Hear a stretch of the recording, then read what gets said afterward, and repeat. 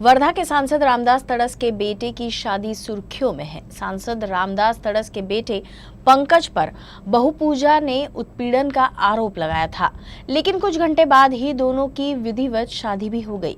यहां तक कि पूजा ने अपने आरोप भी वापस ले लिए। दिन भर चले इस नाटकीय घटनाक्रम पर सांसद रामदास तड़स ने कहा कि उनके विरोधी इस मामले को राजकीय रंग देकर उनके परिवार की प्रतिष्ठा को मलिन करने का प्रयास किए हैं। वर्धा के भाजपा सांसद रामदास तड़स के बेटे पंकज और बहू पूजा के बीच घरेलू विवाद राजनीतिक गलियारों में चर्चा का विषय बन रहा है।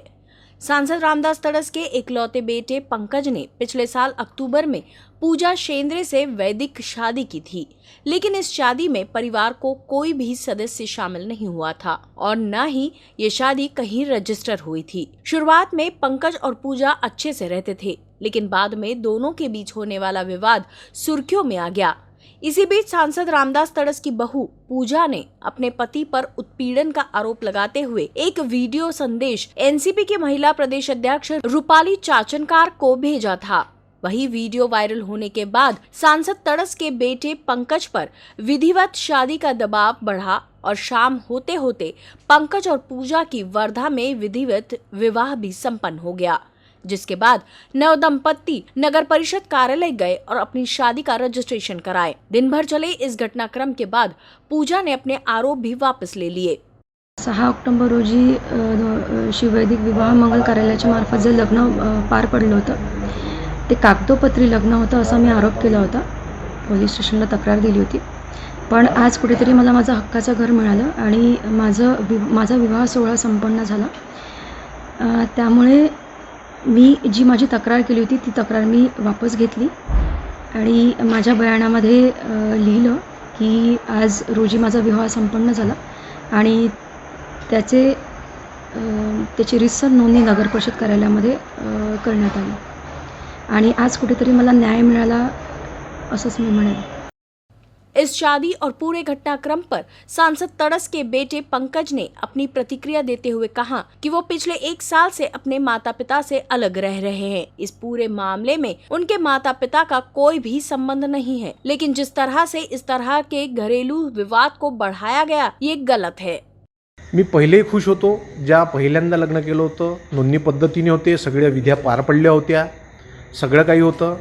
मधात हे राजकीय दृष्ट्या आणि राजकारण मधात आल्यामुळे फॅमिली डिस्टर्ब झाली आणि आज त्यांच्या म्हणण्यानुसार परत मी करून दिलं आणि माझ्या मनात खोट नव्हती, माझ्या परिवाराच्या त्याच्यात खोट नव्हती, म्हणून हे आम्ही सगळं काही साम्यरित्या केलं।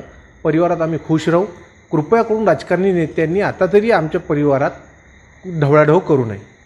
सांसद रामदास तड़स को भी अपने बेटे और बहू के आपसी विवाद और फिर इसे राजनीतिक रंग दिए जाने से जरूर असर हुआ है। उन्होंने कहा कि उनके विरोधी इस मामले को राजकीय रंग देकर उनके परिवार की प्रतिष्ठा को मलिन करने का प्रयास कर रहे हैं।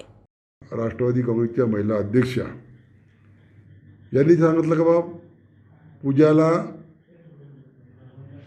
तळस घराण्यातून धोका आहे। आम्ही तर सातत्याने त्या मुलीच्या मागे राहिलो, आज भी आहे उद्याही भी आहे। माझ्या मुलगाला लग्न केल्यानंतर तो सतत तिच्या संपर्कात भी होता। एकमेकांसोबत ते घरगुती भांडणं राहते, पण विरोधी पक्षांनी घरगुती भांडणं मिटवण्यापेक्षा घरगुती भांडणाला एक त्याला मीडियाच्या माध्यमातून एक हे दिलं की बा हे घरगुती भांडण नाही, यांचं दुसरं भांडण आहे। आणि म्हणून मी महिला अध्यक्षाला विनंती केली की बा आपण एक महिला आहे, आपण महिला असताना महिलाचं भांडण, महिलाची एकमेकाची जे नवरा बायकोचे भांडणं होतात ते आपण सोडवले पाहिजे, त्याच्यात तेल टाकलं नाही पाहिजे आणि कोणीतरी मधातून याला राजकीय रंग दिला।